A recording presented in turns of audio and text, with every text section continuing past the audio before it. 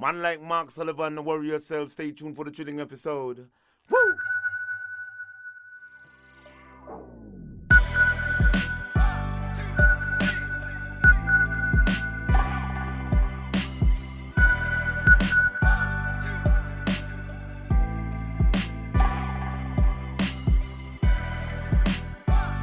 A positive mental attitude can clear away all obstacles which stand between you and your major purpose in life. This is the Snowboard Project featuring Mark Sullivan and the Beeve. The Snowboard Project. The Snowboard Project. The Snowboard Project. Welcome back to the Snowboard Project. I'm Mark Sullivan. And I am the Beeve, and we are coming at you with another Real Talk. Sullivan, where are you right now? I am at Copper Mountain still. I'm still here from the weekend. We had a Grand Prix here this weekend. But today it's Monday, December 10th, and there's a lot going on in the world of snowboarding this week. There's a ton going on in the world of snowboarding. Yeah. How is it out there? How is it out there in Copper? Did you get to shred? Did you get to just hang out? What did you do? I did get to shred. The half pipe contest was excellent, but awesome. Yesterday I found some powder. I actually found there were places where they had just opened the runs for the first time this season, like 1.5 feet a pow, Beeve. Nice. Yes. I got a little shredding in myself, cool. Which felt pretty good. I got up on. I'm actually down in Boise, so I got to go shred Bogus Basin of all places. And nice. How is Bogus Basin? Dude, it's super fun. There wasn't a ton of snow, but there were some runs open. It was really just like fun free riding, lots of little side hits, lots of little, just poppers, and we just had it's just a good time with just tons of friends. So yeah, it's crazy that I've lived in Idaho. I've lived in Idaho for 16 years, never been to Bogus. Well, we're going to have to go. Yeah. We're going to have to do it. I think so. But I want to tell you about an experience that I had there yesterday. Okay. No, you're going to get a kick out of this. Let me guess, you got in a fight with a skier. I didn't get in a fight with a skier. No, all the skiers were really nice. So my girlfriend and I are going up to the lift, the kind of main lift there, and it's just her and I. And the guy's like, okay, I need 2 from over here, and I need 2 from over here. So they shove us onto a lift with a couple other snowboarders, and I'm sitting there, and we're on the lift, and I was kind of just like making small talk, like, hey, where are you guys from? Oh, you're from Boise, whatever. And the guy goes, hey man, you kind of sound a little familiar. And I was like, what? What do you mean? And he's like, are you the Beeve? Are you the Beeve? And my girlfriend lost it, dude. She lost it. Oh, yeah. She's like, you have to be kidding me. So I just wanted to say I got a call out just on my voice alone. Like somebody knew who I was through my voice. Right. So I just, I don't know if that's happened to you yet, but it just happened to me. I don't know if I'm sorry or to say congratulations. So, it's either. I just wanted to rub it in your face, Mark. Everybody knows your voice, but no one knows. No one has really. I don't care. I don't care if they know my voice or not. I mean, whatever. I mean, you've got a memorable voice. What can I say, Beef? You have a pretty memorable voice too. Are we having one of those moments? Oh man. Okay. Anyways, let's get this into it. Snowboarding. Let's get to the world of snowboarding beyond the Beeve and the Mark. Yeah. Speaking of memorable voices, you were announcing the Grand Prix out there in Copper. Talk to me just about how did it go down out there? What was really memorable? What stuck out in your mind? Okay. Well, I would say that the bar has been raised yet again, and not really for the top guys, but for the entire field. I would say that the level is higher this year than even last year. There was a handful of guys kind of that had separated themselves from the rest of the field, let's say, going into the Olympics. Your Shaun White, your Hirano, your Scotty James, and I would say there's now a whole handful of riders doing 12s, back-to-back 12s, and so that was something new that we saw for the first time, is seeing these really technical tricks getting spread out throughout the finals. So that was pretty cool. I would say also, based on qualifiers, I would say the Japanese riders are really kind of taking over the mantle left by the U.S. as far as half-pipe domination. And so they won both qualifiers. They didn't do very well in the final, but man, I mean, the writing is on the wall. These Japanese guys, one of them made the Olympic team. I believe 2 did not. And yet like 3 guys made it to the final. And I would say, go ahead. There were a couple names in that list that I hadn't really seen before. Yeah, there was definitely some new names there. So like Ika Iona is like, well, where'd he come from, right? But it's like he killed it. He won one of the qualifiers. And so you know that like if someone comes out of left field and then wins the qualifier, that they've been, doing some training on the side besides going to international competitions. And clearly Ika Iona wasn't quite ready for the finals as far as like I think maybe the pressure or something like that, worked against him in the finals.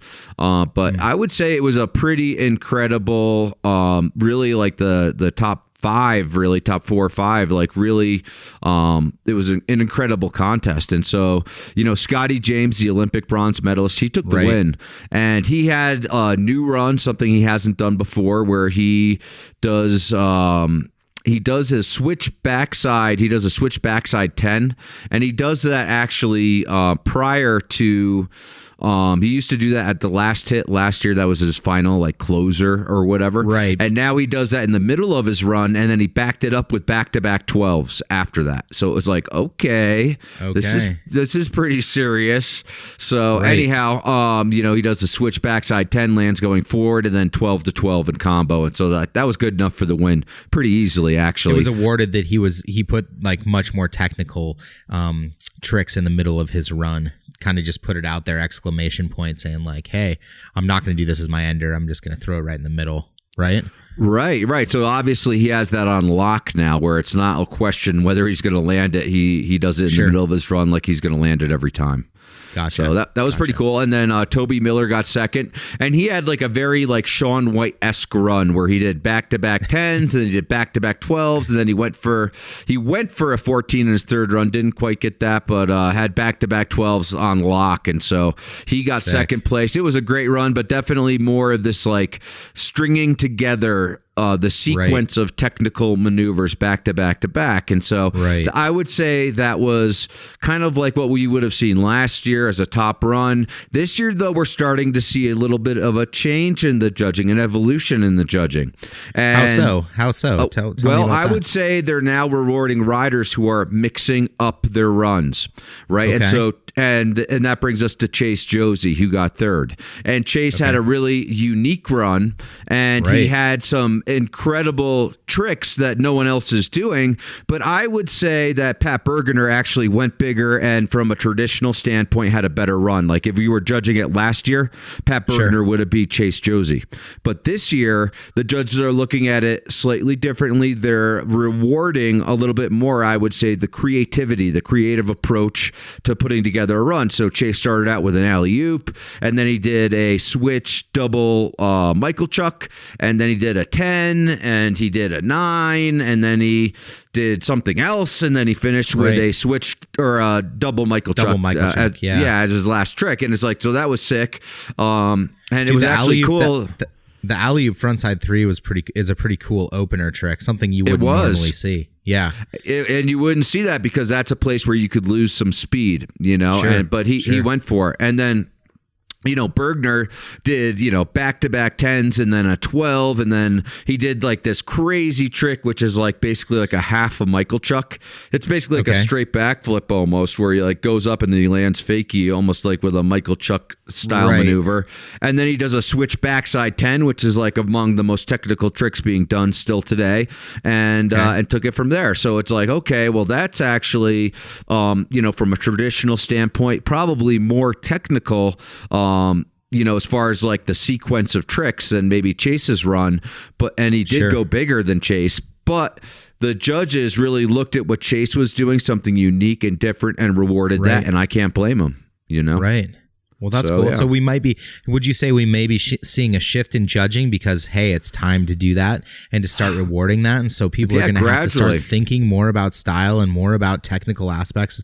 I mean, like, not the biggest spins, not the biggest airs, but the things that are going to make it look cool and look different. So they're going to start rewarding that, huh? I hope so. And I think they are, actually. I think we're starting to see that. This was the first contest where we started to see that. And so that was, pretty gratifying to see just kind of this, different take on what they're looking for as far as like the riders go and what's going to make a great run. And it was a slight shift. It wasn't a monumental change or anything like that. And you wouldn't expect that, but certainly a small shift as far as like what they are awarding as far as the judging goes. But you would probably say something like it'll give the rider some thought in the next competition that they go to. No, I would say that like Pat Bergner's got a lot to think about because really he had just like such an incredible run and yet it was like fourth place. Sure. Whereas last year if he was at a Grand Prix that would have been a podium run. Right. So interesting. And then Chloe Kim. Oh, let me before you go into that, you named Toby. You gave Toby Miller a new nickname. Which is always I did. Yeah, I did. Yeah, it's a very as an announcer when you can give someone a nickname, that's a big moment. Tell me about that nickname and where it came from. Okay, well, so Toby's new nickname is the White Shadow, and that's because basically he was like following around Shaun White basically all last season, kind of taking photos of Shaun at the Olympics and at the Grand Prix. He was kind of tailing Shaun White everywhere, kind of in Shaun White's shadow, and so therefore I gave him the nickname the White Shadow. And seems like it might stick. We'll see, but certainly I have nicknamed other riders and other people in the sport of snowboarding, and I figured that might be an easy way to remember Toby. Okay. And at the end of the event, you were able to catch up with Scotty James and get a little interview just kind of about his run, about what he's thinking about going in to do. Let's just go ahead and toss it to that really quick and get some words from Scotty James, all right? Yeah, let's go into that. All right, here it is. Hey, Scotty, congratulations, another win. Thank you so much. I'm stoked. So a new run here today. Why don't you walk us through your new run? Yeah, we came out today and we just wanted to fill out the pipe, see how it was riding, and then pick something that was going to suit. And that was what we came up with. And I'm super stoked that I was able to rock up and kind of pick something that I was going to really enjoy, and I really enjoyed that, so it was cool. Cool. So what are you going to change anything for Dew Tour or the Switchback 10, 12 to 12? Is that the new run for the year? Well, yeah, I mean, we can do the Switchback 12 and the Switchback 10, which is really cool. And we've been working really hard on that. And I'm excited for Dew Tour. It's a completely different ball game. It's a really different setup. There's spines and all kinds of stuff. So, how about the gloves? Tell me about the gloves. It looks like you just got them this morning. I did. I had them express posted over from Australia. I stupidly left them in Australia. I don't know why I did that, but they got here in time, so it was perfect. Right on. Well, congratulations. Okay, well, I'm pretty excited to see what Scotty James has on tap for Dew Tour this week. Yeah, right. It's coming up pretty quick. You guys will be in Dew. Yeah, actually, just in a couple days here. You also now talk to me just a little bit about Talk to me just a little bit about the women and their competition out there in Copper this week. Well, it was pretty clear. The winner was clear. It was Chloe Kim. And I would say that she has really distanced herself from the rest of the field as far as women riders go. She does like a perfect 10, like frontside 10, but she does it perfectly, holds the grab. She does a McTwist. She's like head and shoulders, I would say, in terms of amplitude, in terms of difficulty of tricks, in terms of just... winning. I mean, she had 2 of the 3 best scores of the day, and then she messed up and just did straight airs for half of her victory lap run. But I mean, literally, if it wasn't scaled on a curve, she would be like 20 points ahead of the next rider. She is the only woman actually doing 10s, right? Yeah, there was another girl who tried a 10, Japanese girl. She actually had a 10 in her run, which was cool, but it's just not the same. I mean, doing a 10 2 feet over the lip versus doing a 10 8 feet out and holding a grab, and I mean, it just looked professional. So top shelf. She is just uncontested, really. I would say. Yeah. I'd say we're going to see like a string of years where she's going to be unbeaten basically for like the next 5 years almost. Because she's still young. Then there's no girls really coming up in those shoes that can really get to that level, huh? Well, they're going to have to do a lot of work here if they want to get to that level, because it's like head and shoulders above the rest of the field. Right. Who ended up second and third? You got Maddie. It was Maddie Mastro in second. Yep, Maddie Mastro was in second, and actually I'm not sure who got third. It wasn't even that memorable, Beef. It was oh man, that's harsh. I think it was one of the Japanese girls. Yeah, I think it was too. And, that's not to take anything away from her, but it's just like when you see Chloe Kim ride and see the rest of the field ride, it's like night and day. Right. Know? Yeah. So. Dude, I can't even imagine. Because I wasn't there. But you caught up with Chloe in the end to kind of get a little perspective on her run, see how she was feeling about it. Should we toss it to that really quick? Yeah, let's just go into that, and you can hear her talking about how she doesn't compare herself to the rest of the field. Hey, Chloe, can I ask you a question or two? So it seems like today you are almost unbeatable. Do you feel like you're unbeatable in the pipe? No, I don't. It seems like you got, 2 of the 3 best runs today. Where do you take it from here? You got the 10. Do you go back-to-back 10? Where do you go from here? I wanted to do some other stuff today, but my third run, the wind, I kind of started feeling the wind pick up, so I decided it wasn't the best time to do it. So I have a lot of stuff coming for everyone. Just needs to be the right time in the right place. Okay, are you going to try anything different for the Dew Tour, or what are you thinking for Dew Tour? I think we have to do stuff differently for Dew Tour because of the course, but I am so excited to get creative on that course. It looks so sick. Cool. Well, congratulations. Another victory. I think one of many more to come. Thank you so much. Okay, well, there is Chloe Kim, and great performance. And, she's actually on the docket on Friday night. There's going to be the Riders Poll Awards here in Breckenridge in Summit County, and I'll be attending that. And she is actually nominated for, I believe, Best Female Rider of the Year, and also the Riders Poll Award for top female athlete for the Readers Poll, I guess that would be.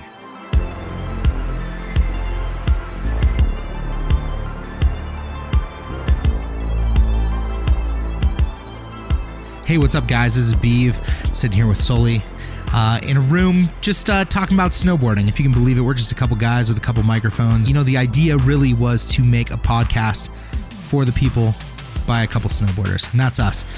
But in turn, we need you to help us out.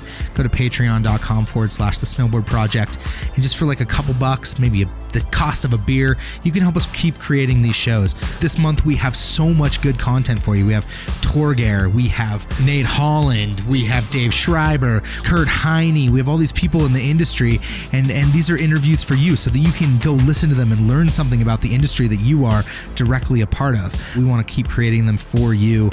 So if you can help us out, 1, share our podcast. 2, potentially donate to our podcast. 3, rate our podcast. And 4, keep listening to our podcast, because the more of those things that we get, the more we can keep creating, the more cool ideas we can start tackling, and the more great stories we can keep bringing to you. So thank you for listening, and thank you for being a part of that. Patreon.com/the Snowboard Project.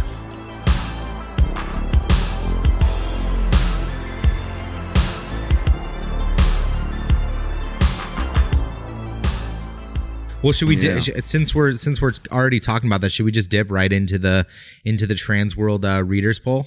Yeah, well, it's the Riders Poll and the Readers Poll. The Riders Poll and the Readers Poll. Yeah, how does it work? Why don't you explain that really quickly to me? So my understanding is that the Riders Poll is basically a poll of different riders, like asking different pros who they think should be the top men's rider of the year, women's rider of the year, rookie of the year, video part of the year, video series of the year, video of the year, film of the year.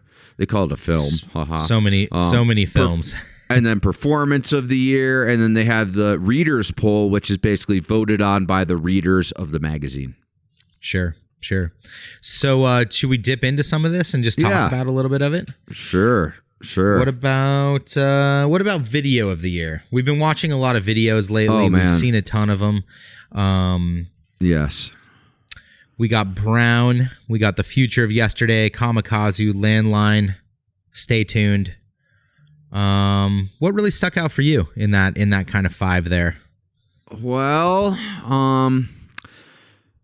okay, so let me put a disclaimer on this. I did not watch any of the videos that you have to pay for. I just basically eliminated them immediately from my consideration. I think is it just the fact that you just it's hard to just even find where to get them, or it's just too much effort? Because renting it for a couple bucks is not all that hard. Well, I know, but I'm just so oversaturated in videos. Right. I mean, there was a whole plethora. We can get into this later, but there's a whole plethora of new releases again this week. And so it's I just don't have time to, I'm not going to spend $10 or $20 on renting a snowboard movie if I can if I can get my fill for free. Right? Sure. And so, and honestly, I did watch the teasers of all the movies that I didn't watch, and I was like, okay, these look sick, right? But that said, it's as sick as this teaser looks, I'm still getting my fill in other places. Right. So then you didn't see Kamikaze, you didn't see Stay Tuned because they were pay-for movies. Yeah. Okay, talk to me just a little bit about what you think, what you thought about Brown, what you thought about The Future of Yesterday, Landline. Well, I think that Brown was pretty good. I definitely enjoyed that. I think The Future of Yesterday is still probably my video of the year. And Landline I thought was really good too, actually. Landline I really enjoyed. That was made by Tanner Pendleton. And it just reminded me of old school snowboard videos. I mean, it was filmed in all 16. But for some reason, the way it was cut together, I'm not sure what it was that made me feel okay, that could have been a movie that was released in 2000 or something, like an old 16 movie. Let me ask you, was it movie or something? Let me ask you, was it the Dinosaur Jr. throwback song that they did right out of the gate with 16 millimeter? Put my mind in the right headspace, right? Yeah, but, I was really stoked on seeing a huge part from Sam Taxwood, who is probably not that huge of a name in snowboarding, but he kind of came through. Yeah, dude, his part was sick. His part was totally sick. So sick. He came through the Intermountain series, and I got to watch that kid from the time he was 3 feet tall with Chase Josie competing, and then seeing him, as a man getting a video part in a 16 millimeter film. I thought that was radical to see, So those were kind of standouts for me. You have any more thoughts on Landline at all?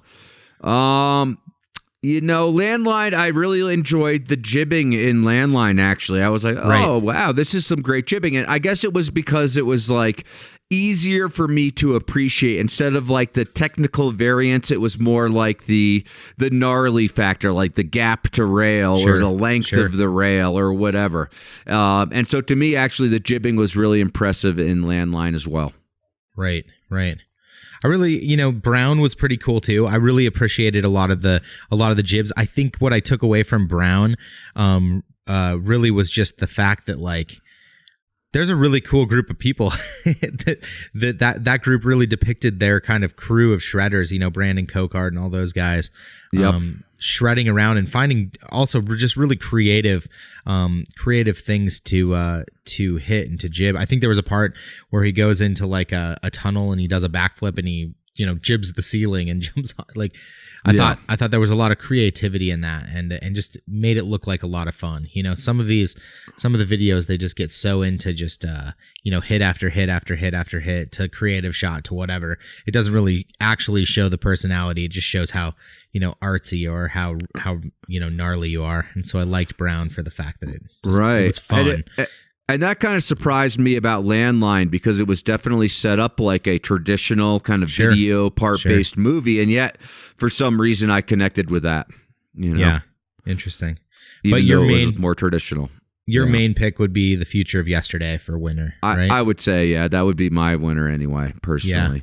Yeah. I did like Brown. Brown would be close, just the bro shred, shredding with your friends, whatever.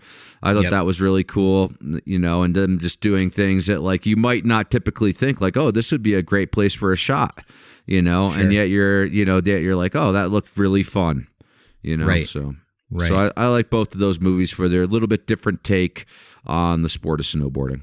Okay.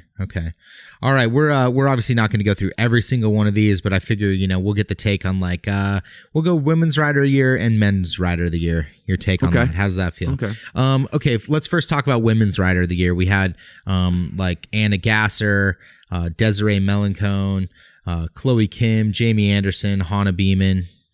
What are your thoughts on? Let's just start. Let's just start with like Anna Gasser. She had a triple this year.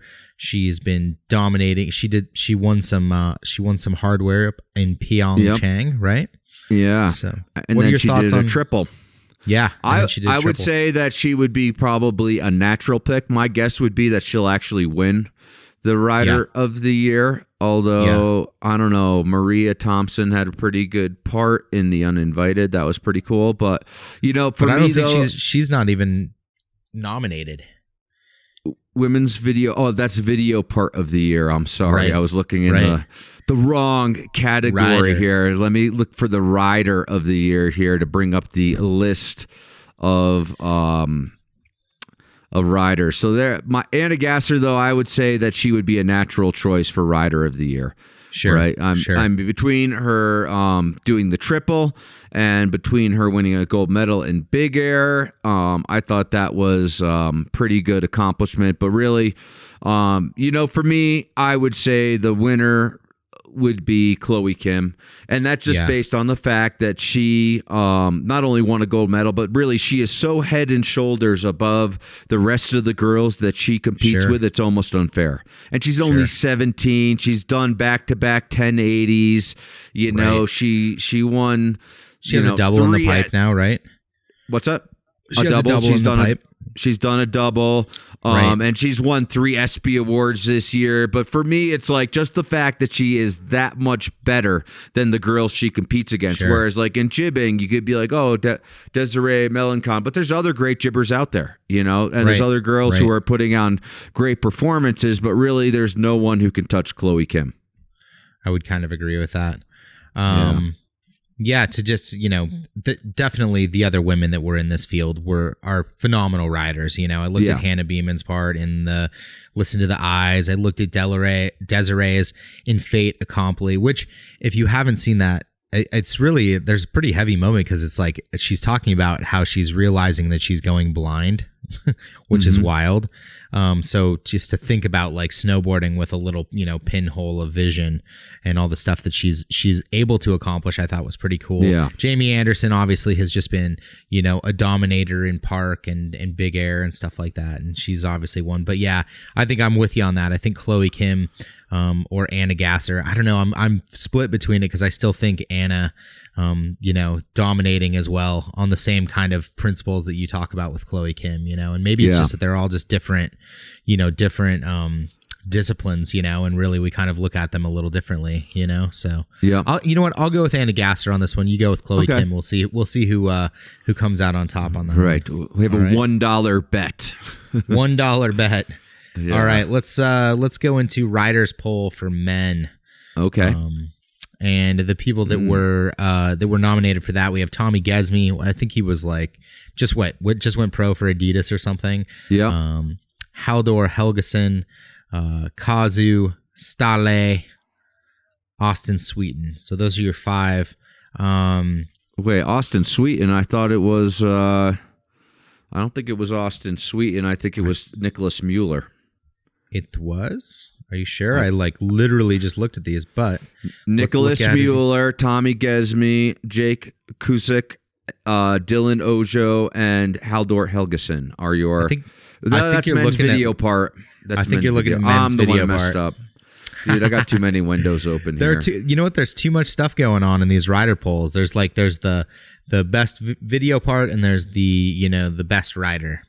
So right. Okay. So if you cross over into both of those categories, maybe you have an advantage. Sure, like Esme and Haldor. Yeah. Men's rider of the year is Haldor, Torstein, Eric Jackson, Kazu, Austin Sweeten. Is that who you have? I think we might be a little off here for some reason. I'm like men's rider of the year. Well, who do you pick anyway? Who's your rider of the year? Who cares who they nominated? Let me just. This is so challenging here. Because honestly, Bodie Merrill, you could go with him too. He's not even on any of this list. Yeah, but he's not on any of them. Let me just see what I had here. Let's see here. Men's. Oh, maybe that was Reader's Choice. I totally blew that was Reader's Choice. Yeah. There's so many different ones to go through. Can we just agree to agree that like there are so many polls, it's hard to keep them straight? Right. like I want to be nominated for like Washed Up Magazine editor. I want to be nominated for half subpar voice. Oh, and with a band that plays for Treefort every year. Oh my gosh, let's not. Right, yeah. I think you could win that category, Beef.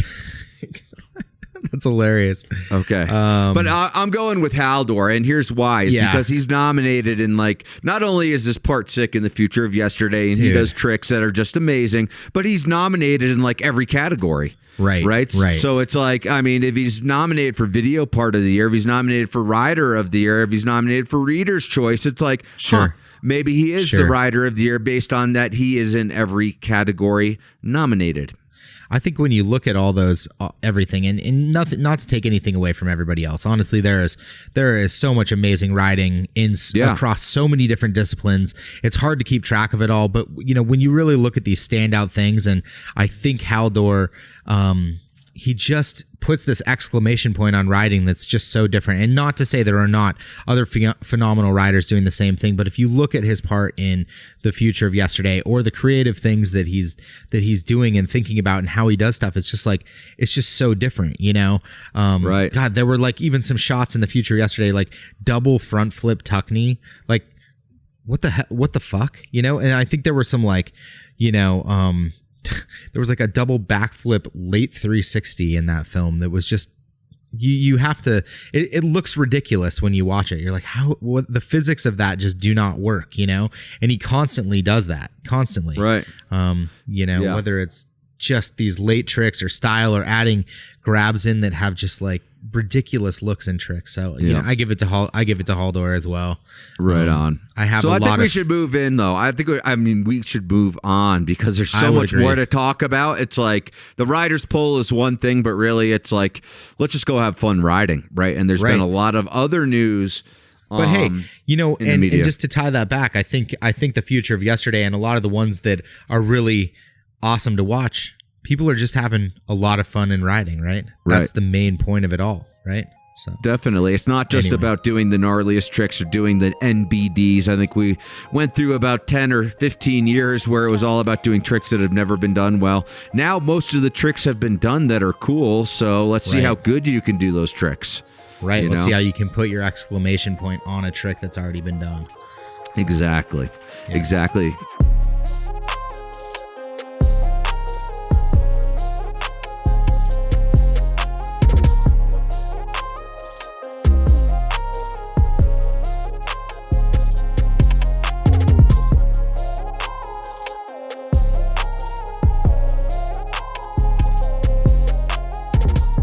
Hey, what's up, Snowboard Project listeners? I know you're probably sitting on the couch or in the car or somewhere with another friend of yours who is also a snowboarder who is sitting there scrolling on his phone, on his Facebook, on his Instagram, and he has no idea what a podcast is. So here's what I want you to do. Here's the challenge.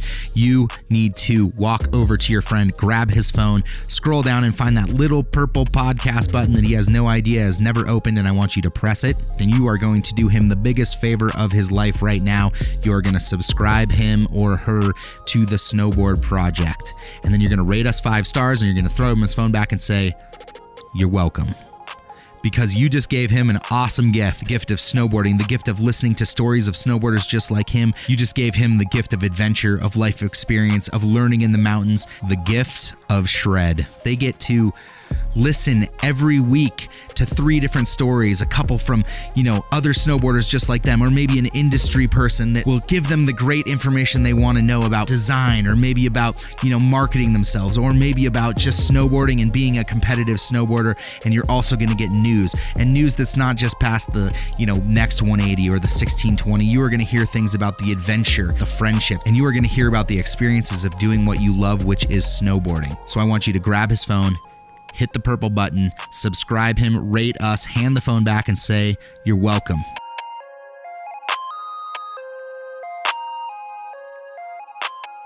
So let's get back to the news and snowboarding. Yeah, and Beef, absolutely. There's probably no news bigger. There's a big piece of news this week.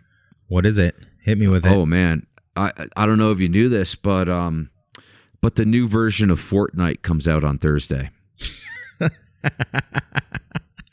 Did you know that? No, that was not even on my radar. I'm sorry. Okay, well, then it should be on your radar because it has actually over 1 million views. Just the announcement has over 1 million views on YouTube. But here's the thing. There's going to be actually snowboarding in version 7 or whatever they call it. Yeah, in Fortnite. Yeah, it's like a game that kids play today. It's like one of those kind of... Have you played it? I have not, no. My kids don't play it either. They do like Minecraft and Roblox. There's like these kind of like, first person kind of battle type games. You collect skins and weapons and whatever. And okay, so I don't even know. Yeah. So how did you hear about this Fortnite news? Are you like... I literally just did what I did last week was like search by view count, like who's got the most views for snowboarding on YouTube. Okay. And Fortnite has like 1 million views. Like the announcement of Fortnite has over 1 million views, and like the best snowboard videos got like, I don't know, 20 or 30,000 views. Right. So Fortnite's just crushing snowboarding right now. Crushing snowboarding as a sport, yes. What's more popular than snowboarding? Snowboarding Fortnite. in Fortnite. Fortnite. Right. So there's the big news from this week, I guess. So are you gonna go out and buy Fortnite straight away just so you can snowboard in it? No, I'm not. I don't have time for games, Beef. I'm not playing any games here. Okay. Okay. So, I just wanted to let you know though, because it's like I was shocked once again that like here's something that really is like kind of like tangentially related to snowboarding, and yet it has like 1 million views. Right? Like super, way more popular than anything in snowboarding this week. What does that say about kids these days, snowboarding, and kids these days in like, is it just that everyone's addicted to video games and no one's going outside? It may say something that kids are playing more Fortnite, and that's like way more popular than actually doing anything in the real world. And honestly, like I would say like screen addiction is like a real thing, and so I would agree. It became apparent as soon as you could text message on phones just how much time people were just staring at screens. And now, 10 or 15 years later, it's like crazy that like, the first thing a kid does is like want to pick up a screen or check his footy for the day or whatever. Sure. And it's like, hey, did you have fun riding today? Was that fun? Or was the fun part getting the shot? Right. Interesting thought. I mean, like I could think conversely, like back in the day, like I was playing Super Mario Brothers 3, and Zelda at end with my friends. Is it the same thing, or is it, is there hope that kids will grow out of it and actually go snowboarding? I don't know. I really don't know. I think that like it's so sophisticated with the technology and the interactivity and just like the ability to basically design these things to make them addictive. Right? Like, I don't think that game designers are just being like, oh, this is like a good recreation. They're like, no, how can we get these guys addicted? How can we get more money? How can we get them to buy skins so they can look like their favorite character or whatever?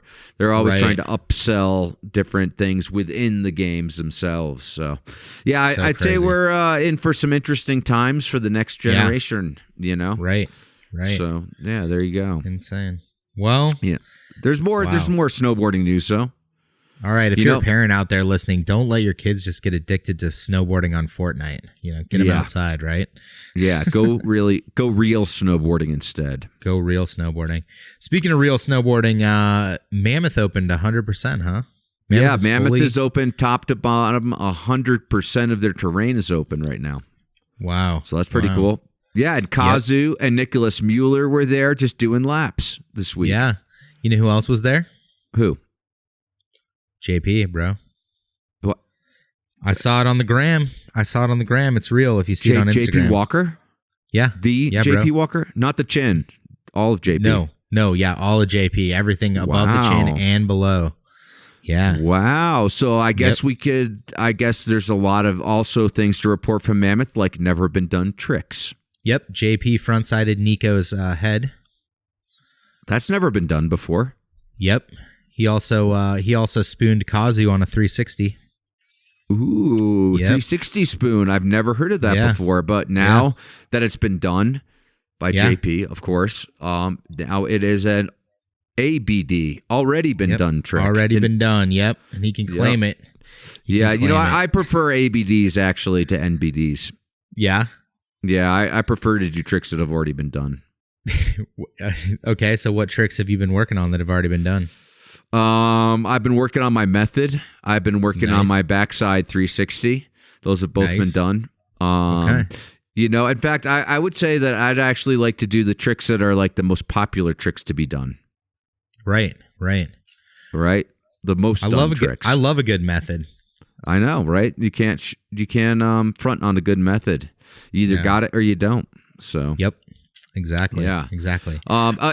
Besides that, though, besides Mammoth and joking around, Baker is probably going to open this weekend on Friday. Baker is going to open, so you could. Baker's not already been open? Nope, they open on Friday.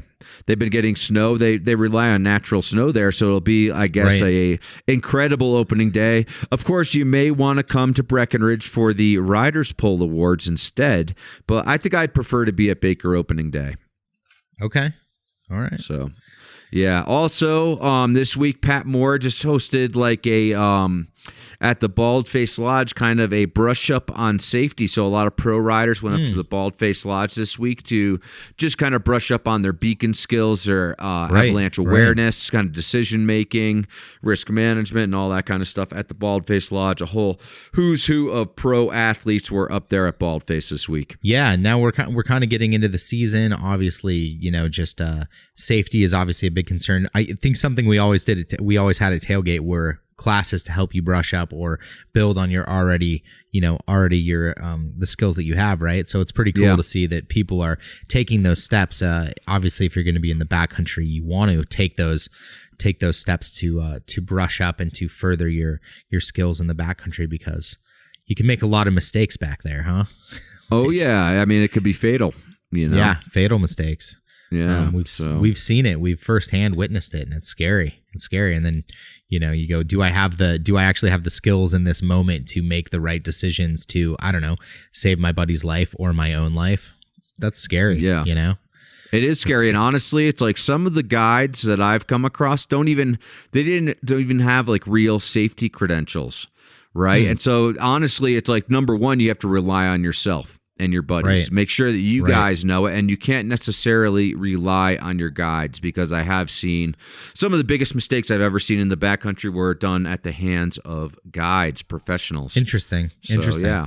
And they weren't even required to have like a level 1, level 2, level 3. Well, I think they are, but either they weren't paying attention or whatever, because it's like, obviously, you made a really poor decision. And that's really the first line of attack with any backcountry safety, is making good decisions. It's really it really just comes down to the human factor of saying, like, do I have the willpower enough to pull myself out of this situation, or is the powder just too good? Right. And the idea is you're not going to get to the point where you actually pull your beacon out. Right. That is like actually like, I mean, sure, you should know how to use it, but really, if you're pulling your beacon out, you did make a mistake in terms of your decision making. Right. Yeah. That's scary. It's scary. I've watched a couple people take some pretty big rides, and luckily, thank God, with my, halfway to them with my beacon ready, they were popping out of the snow, but that's, man, I just, holy shit. Yeah, if you're out there and you're going to be in the backcountry, just make sure that you have your knowledge and a gut check on who you are as a rider and what your skills are. And also who you're with, because really it's like who you're riding with. I mean, the thing is, if you go for a ride, if you get into an avalanche and you get buried, it's the guys you're with who are going to have to find you and unbury you. So you got to ask yourself, what is the level of skill of the guys I'm with? It's like, oh, I have 2 beacons. Here, you take the good one. You know? Right. Right. So, you take the one that's going to find me. Yeah, exactly. Exactly. Yep. I guess beyond the safety stuff, though, you know, I was able to occupy myself beyond the Grand Prix, beyond all of the stuff that's been coming out. I've been able to occupy myself with plenty of new snowboarding videos online. Right. What did and you I can't see even this catch week? up with the old ones. You can't even catch up. No, I mean, I can't catch up. So I watched the Soft movie. I watched Landline again this week. I watched Return to Forum, which is a little 686 video. And then Truffle Pigs, you know, which is the Travis Rice kind of movie with Chris Rassman, and Travis Rice just came out this past week, which is I still cool. haven't had a chance to look at that at Truffle Pigs, but it's out there. It's out there. Yeah. I saw some like extended versions where it was like they were like, you know, in Alaska almost having like a bro date, you know, clinking glasses and then, you know, riding behind the dog sleds, which that shot that you were talking about from behind the dog sled, which was pretty cool. So and so I would say lots of great natural above tree line terrain filmed in the Tordillo Mountains in Alaska. So it's cool. It's a cool movie. You know, and it'll be interesting to see how popular it is just based on the fact that, you know, Alaska is actually kind of hard to get to, you know? And so I would say that kind of riding, that style of riding, while aspirational to a lot of people, doesn't necessarily connect in terms of like the reality of their snowboarding. Sure. So it'll be interesting to see how popular Truffle Pigs is compared to some of Travis Rice's other movies. Right. Yeah. Right. I guess Soft was an interesting movie. Could talk about that briefly. Yeah. You know, Soft was it was a little bit soft. Was it? Well, it was just kind of riding, kind of like some friends riding. There was like, I would say there was a handful of like backcountry booters, but really it was just the kind of riding that your typical recreational rider will do. A lot of POW, a lot of, party laps in the POW, there were some groomers. They had some groomers in there, and then some backcountry booters, but really it was just kind of stuff that I would do with my friends, basically snowboarding. So I thought that was interesting, but it didn't really like jump out like with a huge wow factor for me. You know, Return to Forum, that is a 686 video, about 10 minutes long. That was kind of interesting. They filmed some of it copper, like beginning of the season type stuff. You know, that's with Tor Lundstrom and Phil Jacques, Victor David, and more, I guess. And then, DC released one called Transistors. There's so many releases every week. It's like, dude, literally, I can't stop talking about films. I have something that we should do. What did we say that like from now on, like the season is now officially underway? So if you're going to put anything on Instagram, if you're going to put out some new videos, let it be from this year, not last year. Yeah. Right. Dude, I'm so like, we can sit here and just talk about films all day.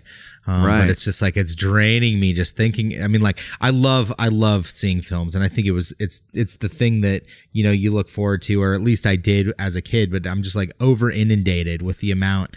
And I think we've talked about this, you know, and I'm just like, I can't even sit down to watch any more of them because I've watched and rewatched so many of them at this point. So we should from here on out talk about riding and what's happening in the now, and not over inundate ourselves in what's going on. Okay, well, I have one more video I want to talk about before we move on. Okay, this is the last video we're ever talking about. Yeah, that was filmed last year or prior to this year. Yep. Okay, so I would say that there's actually Travis Rice has a second movie that's going to be coming out here sometime this season, probably next month, and it's going to be a documentary on Japanese writer Shin Bayajima. Okay. You know Shin? You remember Sheen, don't you? I met Sheen in Valdez one year. Yeah. I think he came up. Actually, the first time I ever saw Sheen was, I think him and Bassich were driving up together, and I look over as I'm driving into Valdez, and there is a igloo built, and there is a giant Yeti coming out of the igloo, and someone's filming it, and it was Sheen filming like Bassich. Right.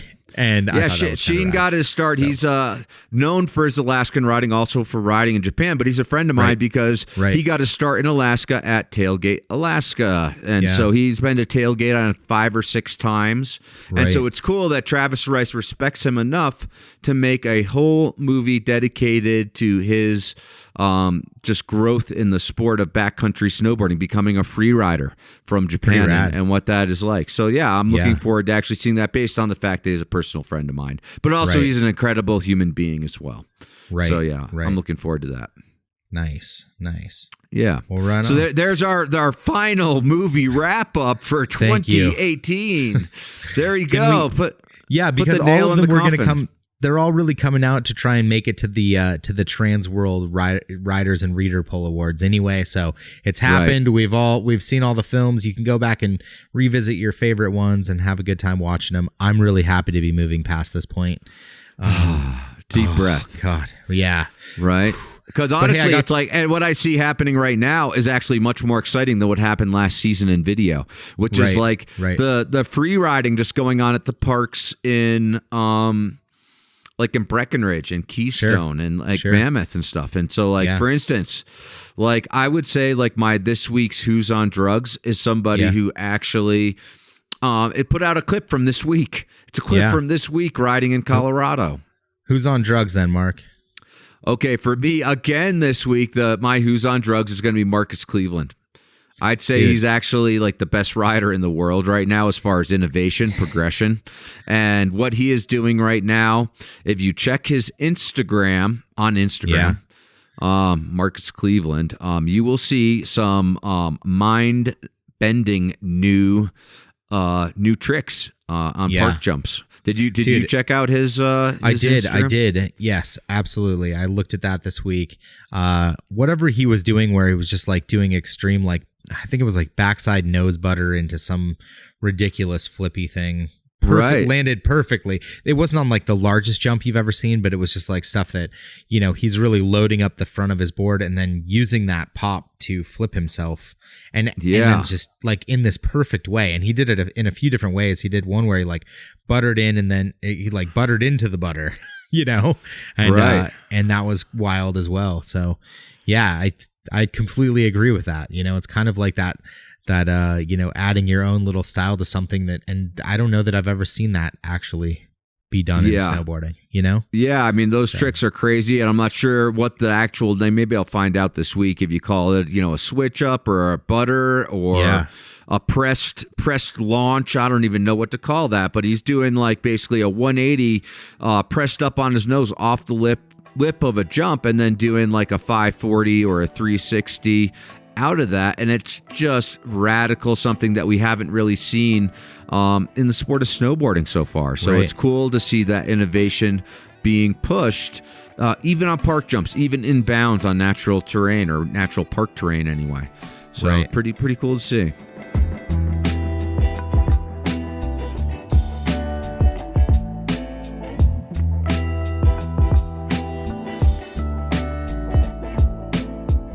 Hey folks, if you're tuning in to us still, please take a minute to go to Patreon. Wait.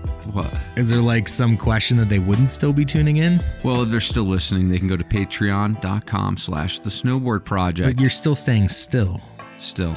Like they might have just listened to the first far. 5 minutes. Yeah, they might not have made it this far. So. Okay.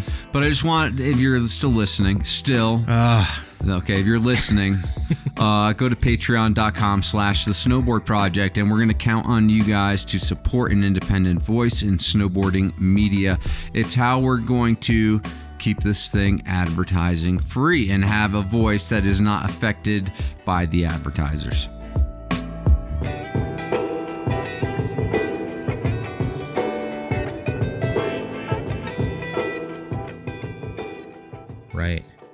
All right. Well, I like that pick for Who's on Drugs. It's pretty good. Yeah. I think we should talk about a couple upcoming events that are happening this week. It seems like a pretty big week in snowboarding event-wise.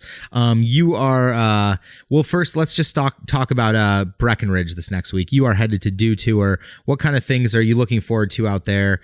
There's kind of like is there a traditional half-pipe competition as well as like this park into a half-pipe, or is it all just this kind of like, don't they have? No, I think it's like this new kind of style format here, right? As far as you know, the modified super pipe is what they're calling it. Okay, and so it's kind of like you know, taking a page from the book of Peace Park, let's say, and having kind of a modified pipe, a rail on the side, maybe a knuckle jump, who knows, right? Sure, and so.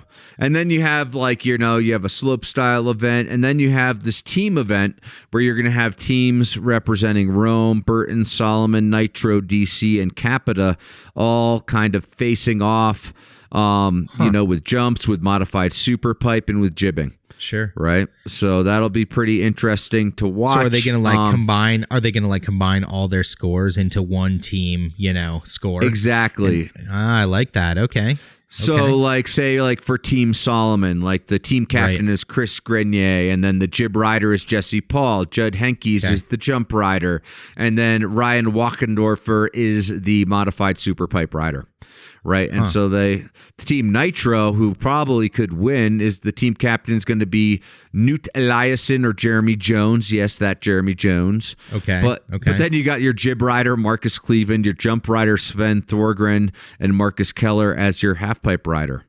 Right. Gotcha. So it's, you know, really, it'll be interesting to see. DC, you got Ika Backstrom as the captain, Sebi DeBuck, Mons Royceland, and Toby Miller on a team.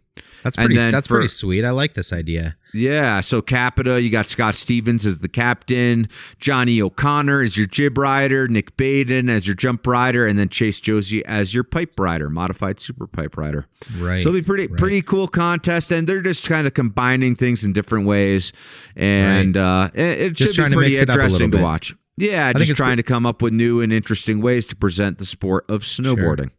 It's pretty cool. They're doing a street style competition in downtown, which is cool. So they're going to take it they're going to take it off the slopes, and they're going to, you know, put it right in a real life situation, which is super badass. I like that idea. And this modified super pipe, it interests me. I'm interested to see what actually happens. Is there a place we're going to be able to actually watch this? Is it live, or is it kind of like it's going to be a week and then they're going to put it all out in a really nice kind of way? I think they're going to try to do it live. I think they will try to do it live.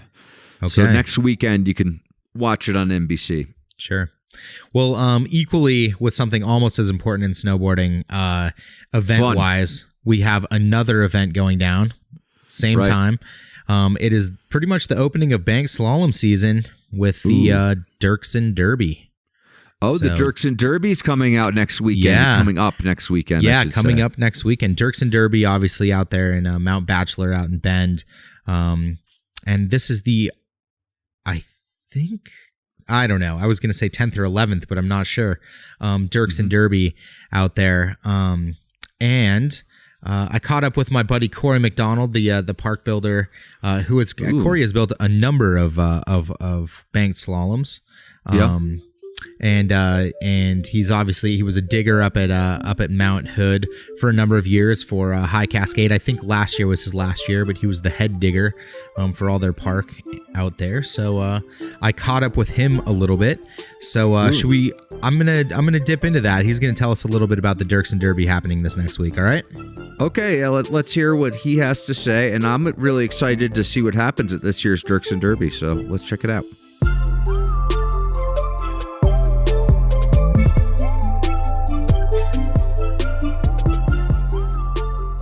All right, I'm here with Corey McDonald, obviously the park builder for Bogus. He is out at Bachelor digging for the Dirksen Derby. Corey, dude, tell me how it's going down out there. Is it in the same place? Is this a whole new course, or is it kind of something that you've similarly done in the past? Tell me about it. Yeah, it's in a whole new zone over on Sunrise. lower Marshmallow Run. It's pretty wide open. But yeah, totally different than I think we've built it in the last few years, not in the trees like normal. So yeah, it's down like this kind of natural gully.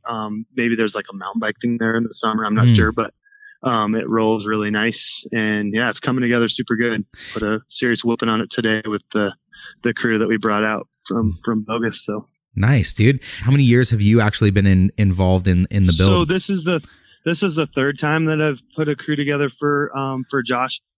Before, so 4 years ago, they skipped 1 year. Gotcha. And then, so we've done it the last two. So, but yeah, before that, it was just, him and Pat Melendowski and Jason McAllister just stressing on if they're going to have volunteers or not. Right. Those guys just working super long hours, busting their butts. So Dirksen reached out 4 years ago, and I've been putting together crews and bringing them out. And a lot of people from Bogus, but then a lot of people from my Mount Hood crew, dig squads, like we got Parker Duke out here, nice. Preston Woods from Little Ski Hill. Yep. Matt McMillan, who's built a bunch of bank slaloms with us, including the Baldy one. Sick. Who else is out here? Dave Kerwin, and then a newbie, Nate Tonder. He's just fresh on the crew at Bogus, and nice. thought I'd bring him out here and just put him to town digging. So you got a pretty good crew then, pretty good crew out there. Super good crew, and cool thing about here at Bachelor, a lot of the locals just come out and we'll put in like a hard 1 to 2 hours of work when they have a second and then run in. But like Dirksen was there all day just going Sick. for it, and McAllister was just a digging machine. So and then Pat Melendowski's going through a lot of stuff, but he's out there all day today. Nice. Working his ass off. So it's nice. so good to working with Pat, and he's doing great. Big benefit for him next Friday. So right, that's going to be awesome. Yeah, what's going on? What's the benefit all about? I guess I just don't know this. So Pat was diagnosed with cancer a couple years ago, and that's the dude I learned how to drive a cat with. He's right. the guy that I showed you everything about parks. So, big blow, but he's been battling through it, and he's doing good and fighting it. But the first year actually that we did this, so 4 years ago, the day we started the dig was his first day back on snow after his surgeries and stuff. No way. But yeah, but he's battling some stuff, but he's getting through it. And so they're doing a big benefit for him at the Boneyard Brewery. Right. You can buy these raffle tickets for $20 on the I think it's on the Dirksen Derby site, I'm pretty sure. Cool. But like so many prizes, it's ridiculous, and it all goes for Pat, helping him out with all his bills and stuff for what he's going through. So, and you said that's at the Boneyard, and is that in Bend then? Yep, okay. In Bend. So it's the night before. I think there's a bunch of different things going on for the Derby, but yeah, it's this Friday, and it's Gotcha. I think Russell Winfield's playing with Matt nice. Donahue and Mikey LeBlanc doing a little thing. And, rad. Yeah, but just like a huge raffle, tons of crazy prizes, like stays in Mexico, stays in Hawaii, nice. Snowboards, all kinds of stuff. So it's worth checking out. And I don't have the exact thing, but yeah, definitely worth checking out. Okay. So anyways, back to the course. Tell me just a little bit about the format. I've been out to Baker, I've been to the Baldy Banked, I've been to the Dawn Baker, I've been, a couple different things. But this one's a little bit different. I've seen in the past they've done kind of like side-by-side courses. Is it the same kind of thing? So it's two courses, the green course and the red course. Green course is historically a more mellow, wide open course. The event is for Tyler, who is sit down skier. Right. So the green course needs to be able to have something go down in a sit down ski. Gotcha. The red course is more challenging, a lot bigger berms, tighter, and just wicked fast. So gotcha. So I think you qualify on. I'm not sure. I've only done it a few times because once you start digging for it, we don't race in it anymore. We just build it and run it. Do they just feel like you have too much of an advantage because you've actually shaped every single turn? Yeah, maybe that, but also just so we're just digging it. That's all we're doing, and it's a huge we're doing it so that Josh doesn't have to stress about a course being built. Gotcha. That's our main goal. So he is we can get a time. So we'll run it, get a time, and if it's super good, then we can talk shit. Otherwise, we'll just not. But yeah, so I can't remember if it's like a combined or how you qualify exactly, but it's a little bit different than your regular bank slalom, which is pretty rad, and it really, the course is it looks like a stamped out, the berms are just immaculate, and that's what this course is known for. And so we really put a lot of pride into making it look super, super good and run super smooth. So nice. Now, now I'm assuming that registration's already closed. They've already determined how many people are coming to that, right? Yep. He started doing a lottery thing, so it's full. Everybody's in. Okay. Yeah, it's gonna be. Yeah. Nice. So if somebody wants to go check it out, they can just go and check it out and just be on the side and watch it. If you're in Bachelor, go over to that sunrise chair in Lower Marshmallow. It's super viewable because it's not like in the trees. Okay. It's on the side of a run, pretty wide open. So sick. You can line the course and watch people now ripping it. So. Our qualifiers on like Saturday and the finals would be like Sunday. Yep. It's Friday, Saturday, and Sunday. Friday, Saturday, and Sunday. Wow. A lot of racers then, huh? Yeah, like a crazy amount. The most I've seen pushed through an event, which it's pretty unreal, the numbers that they have. That's so rad. We were talking earlier, and Josh was saying, like, years past, they tried to do like 600 racers. I mean, depending on the length of the course, you just add up whatever it is. That could be the whole day. So who knows how many you can push through there. So holy shit, that is so many racers you got to push through. It's ridiculous. Yeah. I mean, what do we have at the Baldies? Yeah. Like, the last few times is like maybe 100. Don Baker's 150 or something, and it's like I don't know. Yeah, but the Baker one's impressive, but this one's also super impressive. How many people they push through there, and it's not just the super ripping snowboarders; it's also the adaptive skiers and things like that. So it's pretty rad. Well, cool. We'll have so much fun. We'll catch you out there, and if you guys are in Bend or Bachelor, go check that out, and have a blast. Oh yeah. All right. Thanks, Beef.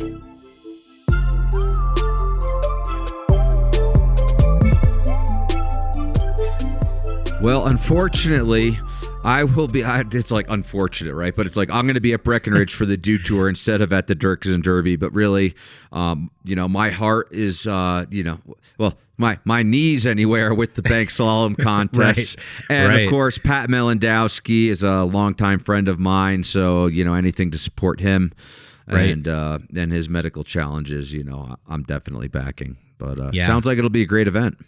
For sure. What are some of the other bank slaloms that we're going to be seeing this season, Mark? Do you have any of those on your radar? Are you going to race in any of them? They actually have a whole bunch of different bank slalom events. There's like the A-Rob Plant a Tree Foundation one up in Montana. There's one in Sun Valley.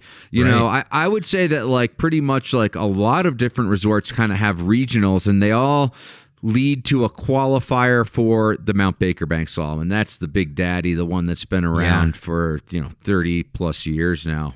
Do you think so? Do you think that's pretty cool that that a lot of these little bank slaloms are kind of popping up everywhere and becoming the road to Baker? Yeah, I do think it's cool because it's like bank slalom is an event that anyone can participate in, and you don't even have to be an expert snowboarder to do a bank slalom. Right. And so I think that is like the direct connection between guys who are at the very top of the sport and people who are just recreational, enjoy the fun of snowboarding. Right. And so I think there's a direct connection between like that recreational participation and then the highest level of the sport. Right, so it kind of bridges the gap. It allows the everyday rider who's a great shredder, but he might not be the most technical in the park or on rails or whatever, to actually come out and involve himself in something. And he might be the best at riding bank slaloms, which is amazing and so much fun. I mean, are you gonna ride in the Baldy Bank Slalom out in Sun Valley? I think I'm going to. All right. I'll do Baldy. I don't think I made Baker this year for the lottery. I don't even know if they've announced that, but I didn't get into the lottery, so I would have had to get in that way. But it's okay, though. I would love to go to Baker, but I'm going to be at the World Championships during that time, unfortunately. Yep. Or maybe fortunately, because I have a job. So that's true. Well, a lot of fun bank slaloms coming up. Be sure to go out and support if you are in Bend this week. Get up there, go support. There's a lot of great stuff going on. Lots of events that weren't even talked about that'll be going on, like night events and art events and different stuff. So check that out if you're around there, or if you want to make it down, take the drive, maybe from Seattle or Portland or something. Go down there and support snowboarding in another way. Should we move on to our trivia? Let's do our trivia. Yes, we should wrap up our trivia from last week first, I guess. Yeah, let's do that. So trivia last week, we had the theme of life and death. Name 5, and this is excuse me, first question.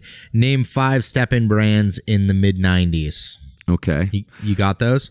Yeah, I think so. Anyway, the first one would be Clicker, right? K2. Yep. Clicker. Yep. And then you have the Burton SI, the step-in. They were a little late to the game. Then you had the Switch binding, which was kind of a one-off. You had the Device binding, which actually ended up getting bought by Ride. You had the Arcane system, which was made by Quicksilver. Right. How many is that so far? That's 5 right there. You got your 5. But there there were obviously a few more, right? Yeah, there was like a DNR, like Marker DNR had a system. Yep. There were so many different step-ins, and really, I would say that none of them actually worked that great back then. Right. It was convenient to step into the board, but really the boots were a compromise compared to your regular standard soft boot setup. How did Inglesman go so long rocking step-ins? I think there was a time Gooch rocked them too, right? Or am I just large paychecks? Large paychecks. There you go. Something like that. I don't know, honestly, because there are some people who still swear by step-ins, by like It's clickers, amazing. especially like people who like held on to clickers and then were so relieved when they introduced a new clicker boot. Right. So, but I just thought it always kind of gave you kind of funny style because your knees, they're almost like a hybrid between a soft boot and a ski boot. They were just always really stiff. Sure. And so it would affect your style, the way you could tweak out airs and that kind of thing. Right.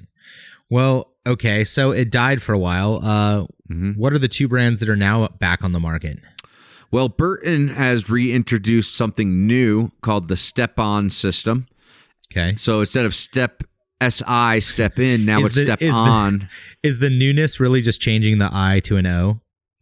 I don't think so. I think it's actually like kind of a new system they've developed. Okay. So I give them credit for that. Whether they work or not, I don't know. I don't see any pros riding them like in half pipe events or like, Sure. I mean, I'm not sure like if there are any pros that have adopted it or not. Sure. Right. And then, the clicker is back as well. K2 clicker is also back in the market. Yeah. That's crazy. They brought it back. Well, that'll be interesting. Interesting to see if it sticks around longer than it initially did. Yeah. I mean, I think the big challenge was like getting the boots so they're as comfortable and as functional as standard soft boots. Right. All right. So question number 2. There were actually a couple questions in that first one. Question number 2, the Canadian outerwear company that eventually led to Lululemon. What was it called? Okay, that was called West Beach. Yep. Yeah. West Beach obviously was like a company, I think way back in the day, I was like, man, I want a West Beach jacket, But I never had one. They were really big in Canada, like pretty much like the number 1 clothing outerwear brand in Canada for years, like bigger than Burton even, I'd say. No way. As big Really? as Burton. Oh yeah. As far as outerwear goes, yeah. I mean, it was as big, ubiquitous. if not bigger than Burton. And they were just the And for Canadian outerwear. other side of it. Yeah. Yeah. Interesting. That was started by Chip Wilson, who is now a billionaire. Billionaire with a B. Yeah. Damn. So he's probably one of snowboarding's only billionaires, one of the entrepreneurs to come out of snowboarding. I would say the only billionaire to make the money in snowboarding, or at least having gotten a start in snowboarding. I don't know if Jake and Don are there yet, but I'm sure they could sell some of their holdings and make $1 billion. Who knows? They could start their own Burton line of yoga pants too. Ooh, that could be cool. Ooh. What would they call it? I don't know. Do you have a name picked out for their new yoga line? Yeah, like Boo Boo Orange or something. You just go the next fruit up. You just choose a random letter and Zao Zao. Wait, weren't you Zao saying Zao that banana? Chip Wilson named it Lululemon because the Chinese had a hard time pronouncing L's. Japanese. Yeah. Or the Japanese. So it would sound more authentic that way. Right. Yes. Yeah. That's crazy. Okay, so the follow-up question on that was name three riders that were pro for that outerwear company. I know you know a few. Who were they? I do know a few. Well, I mean, our interview next week, Ross Rebegliati, he was a pro for them. Really? Yes. No yes, way. definitely. Then you got guys like Daniel Pendergrass, Emmanuel Krebs. You got guys like Rowan Rogers. You got guys like me, I was a pro for them for a year or two. Yeah. So, but anyhow, that's not like that's not how I made a name for myself as being a rider. I made a name for myself as the media person. So, anyhow, but yeah, I would say pretty much any big time pro from the 1990s from Canada, pretty much at some point in their career, rode for West Beach. Like Devin Walsh, he rode. Yes, he did too, for sure. All right, the next question number 3. Name 3 shoe companies that got into snowboarding. Ooh. What do you got? Okay, well, Adidas, Nike, Vans, Airwalk, Etnies, aka 32. Let's see who else makes boots. DC. You got DC. DC. Oh yeah, DC. Duh. It's like I can't even remember all the brands. And Osiris made a quick foray into I guess so. I mean, Solomon. Boots. I guess they make like hiking shoes. They make snowboard boots. Right. That's interesting. Okay. Yeah. I would accept all those. There were probably a couple more, but who knows? Who knows? I mean, Burton Gravis, like Burton, like started with snowboard boots, but then they made Gravis sneakers. So that's working the other direction. Yeah. What are the companies that still exist in snowboard boots? A few of those died off, obviously. Yeah. Nike's out of the game now. So we still have what? We still have DC. We still have Adidas. Is Airwalk still making boots?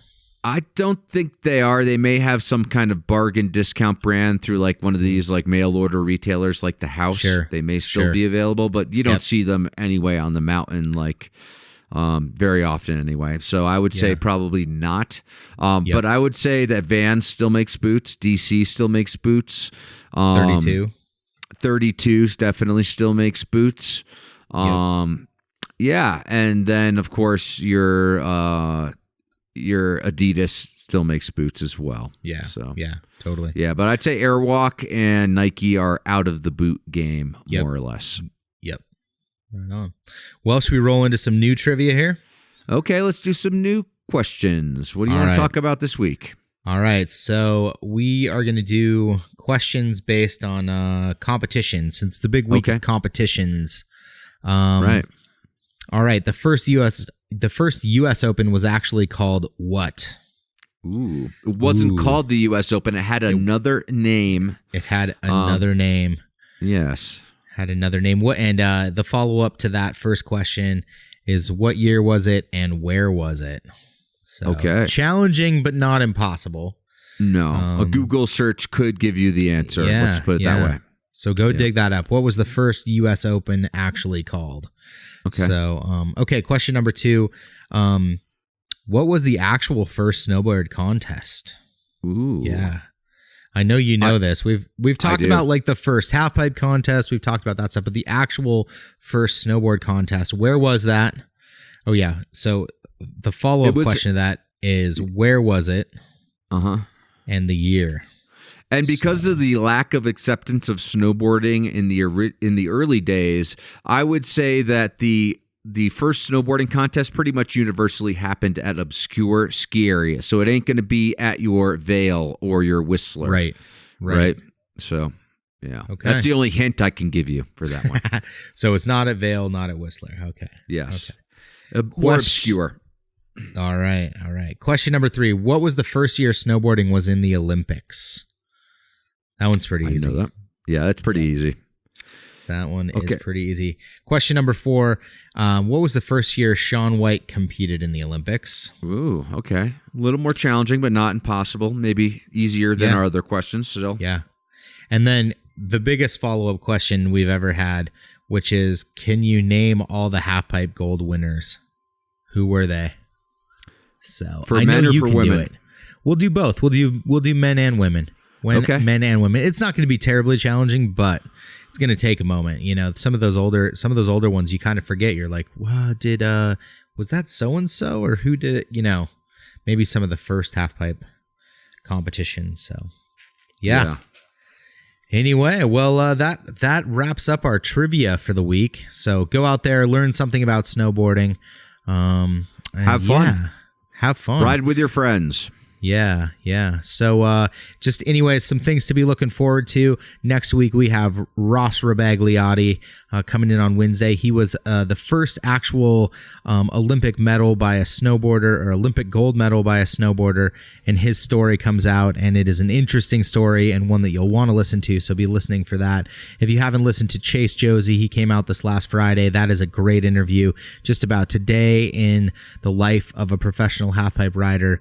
And last Wednesday was Jeff Galbraith of the Snowboarders Journal. So if you're interested in getting into media or interested in magazines, go listen to those interviews. And we have a slew of interviews prior to that, about 43 more episodes. So if you just are interested, go check all those out. Be sure to tell your friends. Be sure to rate. Be sure to subscribe. And be sure give to the gift that keeps on giving this holiday season. The Snowboard Project. It's free. Yeah, it is free unless you want to actually help us. If you want to give us a gift and help us keep creating these, go to our Patreon, patreon.com/the Snowboard Project, and you can donate to us and help us keep creating all these fun episodes for your ears on your way to the snowboard hill every day. So thank you for listening. And Sullivan, any last words? Anything you want to say? Anything you want to talk about? No, I think we pretty much covered it this week. I'm excited to go to the Dew Tour, to ride some more powder, and to go see some of my friends in Colorado here this week. All right, I'm excited to get up to Sun Valley, do some turns, do some laps, have a fun time, and just get shredding with my buddies. So if you're out there, have a fun time snowboarding. We'll catch you next week. Same great time, same great place. Peace.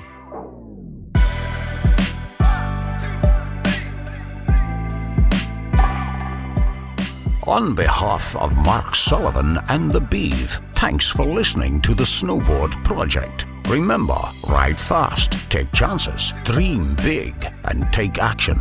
And for God's sake, don't forget to support advertising-free snowboarding media at patreon.com. The Snowboard Project. The Snowboard Project. The Snowboard Project.